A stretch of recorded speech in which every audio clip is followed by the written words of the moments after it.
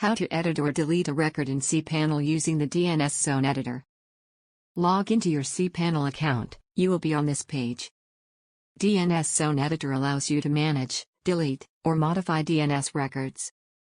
Scroll down to the Domains section and click on the Zone Editor icon. First load the DNS records of that particular domain you wish to alter. Suppose we want to alter the DNS records of the domain example.com. Then click on the Manage button in front of example.com.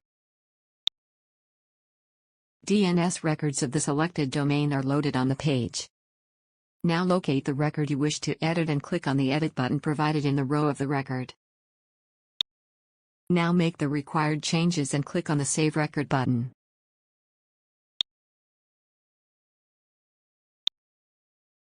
That's it, we have successfully updated the selected DNS record.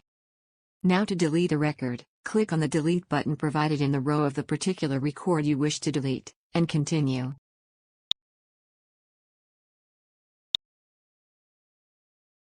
That's it, we have successfully deleted the record.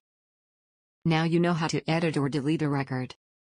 Thank you for watching.